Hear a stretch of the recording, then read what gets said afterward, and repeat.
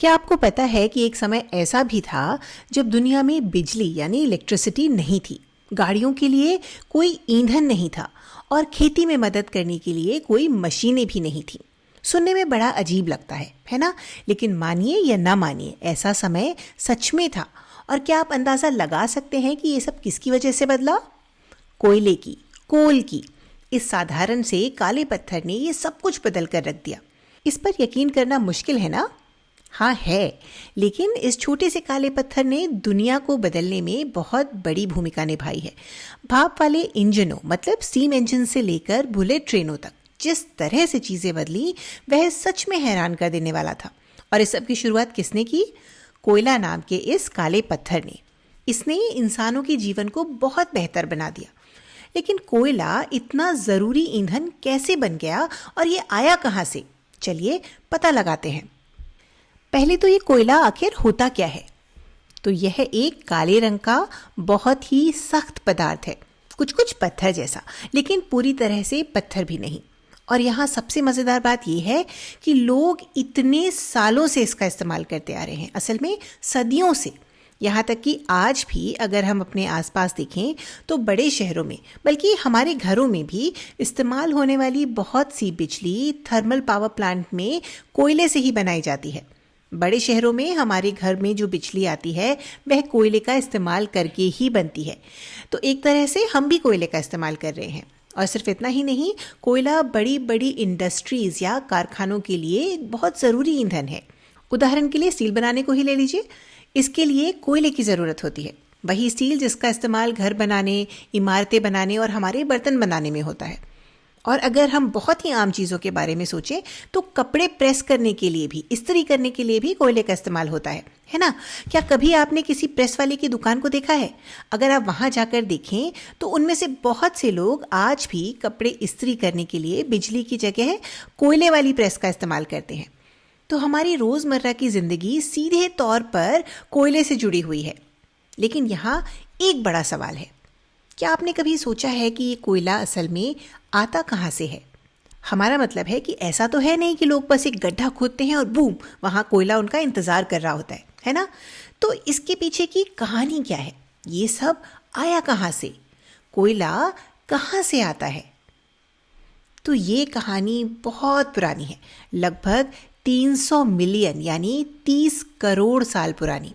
उस समय धरती घने जंगलों से ढकी हुई थी, खासकर उन इलाकों में जहां ज़मीन नीची थी और पानी अधिक था।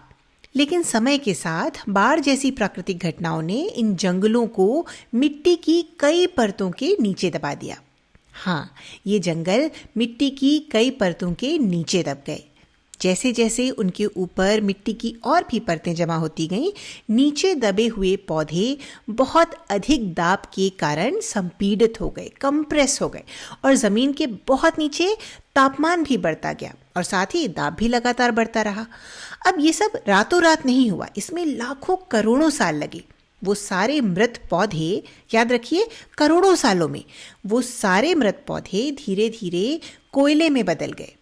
इस बहुत ही धीमी प्रक्रिया को कार्बनीकरण या कार्बनाइजेशन कहा जाता है।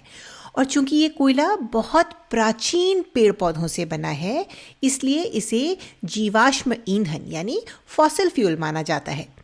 लेकिन कोयले की कहानी सिर्फ कारखानों के लिए और ईंधन या ऊर्जा उत्पन्न करने के लिए जलने पर समाप्त नहीं होती। इसमें और भी बहुत कुछ बाकी है। कोयले को संसाधित करके, प्रोसेस करके कुछ बहुत ही काम की चीज़ें भी बनाई जाती हैं, जैसे कोक, कोलतार और कोल गैस।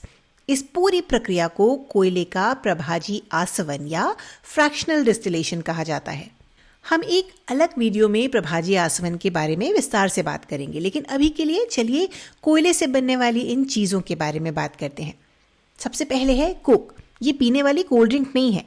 यह कोक काले रंग का एक बहुत ही सख्त और पोरस यानी सरंध्र पदार्थ होता है। अब पोरस का, सरंध्र का मतलब क्या है? तो इसका मतलब है कि इसके अंदर हवा की छोटी छोटी पॉकेट्स होती हैं। और यहाँ एक और रोचक बात है, यह कोक लगभग शुद्ध कार्बन होता है, जिसकी वजह से ये स्टील बनाने और धातुओं के निष्कर्षण में, उनके एक्सट्रैक्शन में बहुत काम आता है। तो कोक कोयले का ही एक रूप है या कोयले से बनने वाली वह चीज़ है जिसका इस्तेमाल स्टील बनाने और धातुओं के निष्कर्षण में होता है। इसके बाद आता है कोलतार, जो एक बहुत ही तेज गंध वाला गाढ़ा और काला द्रव होता है और यह लगभग 200 अलग अलग चीज़ों का मिश्रण होता है। इसका इस्तेमाल कई तरह की चीज़ें बनाने में होता है, जैसे डाई यानी रंजक, परफ्यूम, प्लास्टिक, पेंट और यहाँ तक कि नेफ्थलीन की गोलियाँ भी। और फिर इसके बाद अंत में आती है कोल गैस। हम गैस को ऐसे तो दिखा नहीं सकते क्योंकि गैस का कोई निश्चित आकार नहीं होता, ये हम जानते हैं। इसका कोई निश्चित आयतन भी नहीं होता, ये जिस बर्तन में रखी जाती है उसी का आकार ले लेती है और कोल गैस दिखाई भी नहीं देती। तो कोल गैस को देखने का एक ही तरीका है कि हम ये माने कि ये गैस किसी टैंक में भरी है ना? तो ये भी कोयले से बनने वाली एक चीज़ है जिसका इस्तेमाल मुख्य रूप से उन कारखानों में किया जाता है जो कोल प्लांट्स के पास होते हैं, क्योंकि ये आसान होता है।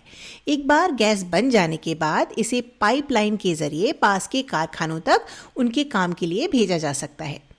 तो कोयले का एकमात्र उपयोग इसे ईंधन के रूप में इस्तेमाल करना नहीं है, इसके और भी कई सारे उपयोग हैं। इसे प्रोसेस करके कोक, कोलतार और कोल गैस भी बनाई जाती है।